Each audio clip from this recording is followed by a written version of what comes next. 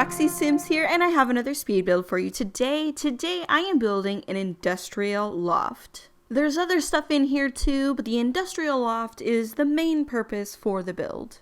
After the industrial loft kit came out, I knew I wanted to build one, but building a standalone one is a bit weird, so I know how to build like a bigger brick building and a couple other brick buildings to go along with it, so that it's a little bit more of a realistic loft. So basically, this building that I'm working on here, it used to be maybe a factory or more of a commercial lot. You know, I'm not really sure. It doesn't have to be anything specific, but point is, it used to be used for something else, and then the top 2 floors have been converted into the industrial loft. I always like building these kinds of buildings that you see in a more downtown kind of city area, but I always find that the roof is never good enough. So here you can see I'm kind of making like a custom kind of trim for the roof area because I never feel like they're grand enough. Because whenever I go to a downtown area that's kind of close to me, all the brick buildings have a lot of detail work around the top of them, and I think it's kind of hard to do in The Sims. So I kind of just had to I took some jungle adventure items, and then I used the tool mod and just a lot of working around to kind of make it look like this. I'm actually pretty happy with the way it turned out. And I'm probably going to be using these tricks a lot in coming up builds. I cut out most of it because it took a lot of fiddling with, for sure. And I actually had to build it mostly on a different lot because working up on the roof area is really hard because the camera keeps going up and down, and you can't really make it stop or sit exactly where you want it to. So I actually made it on the ground somewhere else on a different lot and then saved it as a room and placed it on top. Oh, it was way too much work. I wish that we had better roof trim pieces for these types of buildings. Maybe I can make a kind of like a tutorial video on how I did this specifically. Yeah, let me know if you'd be interested in something like that. The 2 buildings that are next to this main building, they're just debug kind of shell buildings. And the really great thing about that is whenever you're doing a residential build, it doesn't cost you anything to have those. So they're not going to like add any money to your bill. So it's kind of a more realistic price. You saw me just there using the tool mod to put those vehicles over beside. They're off of the lot, which that's actually the meaning of the tool mod. It stands for take objects off of lot. And so I actually used the tool mod for its original purpose and put some stuff outside of the lot. You'll see it here too. I'm kind of making it out to be like the building in front there, the fake building in front there is a bakery. So I'm placing these kind of bistro tables beside there so it's like the bakery has some outdoor seating. I wanted to add a lot to these buildings just to make them blend in more and look more realistic. The one thing I am not sure about, I kind of don't think that if you download this, that the things that I put off of the lot, I'm not so sure that they'll come with it. Does that make sense? So if you want those things, I think you would need the tool mod. Correct me if I'm wrong on that, but that's what I think. With that in mind, I made sure to not put anything off of the lot that was super important. Like, you definitely don't need the tables. You don't need the vehicles. They're just something cool that's added to it. So if you're on console, it's totally not necessary. You don't have to have Tool to download this.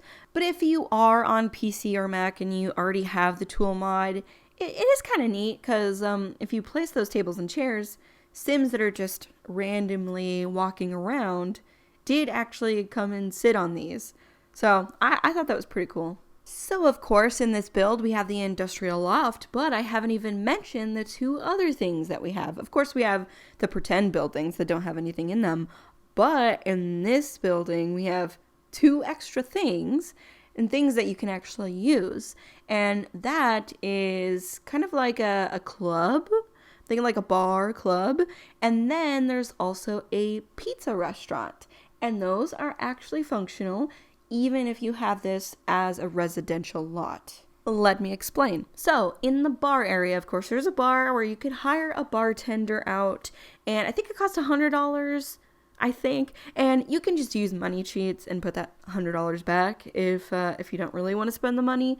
But then, of course, you can order drinks and food and whatnot, and that's really cool.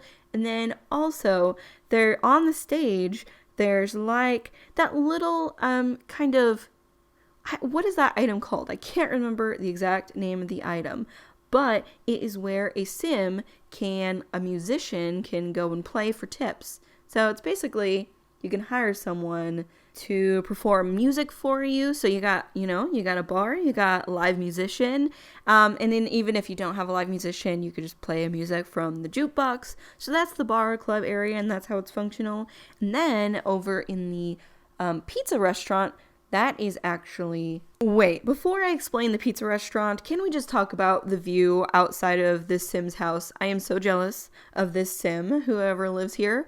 Because could you imagine having that kind of an ocean view outside of the biggest windows that I've ever seen in my life? Yeah, I'm quite jealous. Anyways, back to the pizza restaurant. So that pizza restaurant is actually a pizza food stall. So same thing, you can hire a vendor to come. That is $100, and then they can sell you pizza. And so it's just, you'll see whenever I get down there, when I start building that. I've kind of built it in a little bit into this wall thing. Like I said, you'll see. But it's actually still functional. I tested out everything on this lot, and everything works, I'm happy to say. In the bar and in the pizza restaurant, of course, like, random Sims aren't going to be coming into those because this is your residential lot. But you can always invite people over to make it, feel more full. But like I was saying, this is really the main focus, of course, is the loft. And those are just some cool little extras that you can use if you would like to. I absolutely love those pipes that are hanging down from the ceiling that came in the Industrial Loft kit. Oh, I'm so obsessed. And because this is a loft, I wanted to make everything incredibly open. So there's not even walls, closing off this bedroom. I think that's pretty typical of a loft.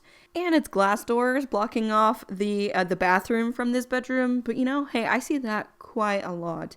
And I put in this, I like this closet that I made for this. I use these kind of clear partitions to make a glass closet door for this. And I also use those same partitions to partition off the showers from the rest of the bathroom. There are a couple things from the Journey to Batu pack. Unfortunately, I'm sorry. It's just that it has a lot of really cool industrial stuff. So it's hard not to use whenever you're building an industrial thing. But the good thing is you definitely don't have to have it. Like, it's not entirely necessary. This tile is from that pack, but you could easily replace it with so many different things. So even if you don't have that pack, you don't have to worry too much. You'd only be missing a few things. I don't use that pack for the gameplay, so I understand people not liking it. I definitely get it. But I actually really like a lot of the build items, so it's so hard not to use. We're getting ready to start working on the bar and the pizza restaurant, and the style that I was going for with this. So I don't know if you've been around this channel for a while, you might remember I made a build a long time ago. It's called Brindleton Place Market, and that was definitely based on Pike Place Market, because when I saw Brindleton Bay, I know Brindleton Bay is actually based on more of the East Coast, but when it came out, I had just been to Seattle, and this oceany area just really reminded me of Seattle. So I know it's not technically based on that, but I just couldn't help thinking about it whenever I saw it. So I'm continuing kind of with that style with these. This is kind of like a bar that I saw in Seattle, and the pizza restaurant is kind of like a place I saw in Seattle. So yeah, I just took inspiration from the area around Pike Place Market. I actually want to rebuild that Brindleton Place Market because, I don't know, my building skills I feel like have changed and gotten better now. So I don't really like kind of any of my older builds. And I mean like older, like 3, 4 years, 5, 6, 7. All those are the ones that I don't really like anymore. So I might have to rebuild that. As you can see, I already have the vendor in the building. That's because I already had this in here and I was, testing out to make sure that what I had planned would actually work. And I was very relieved to find out that it would. Because there is nothing worse than doing a lot of planning, doing a lot of work, and then figuring out it's not even going to actually function. Oh, that has happened to me so many times. Well, guys, we're just about finished with this video. I just want to thank you so much for watching. It really means the world to me. As always, this will be uploaded to the gallery, or if you need the tray files, you can find those on my Patreon page, which I will have linked down below. If you like this video, please give it a thumbs up and subscribe, and I hope to talk to you all again very soon. Bye, everybody!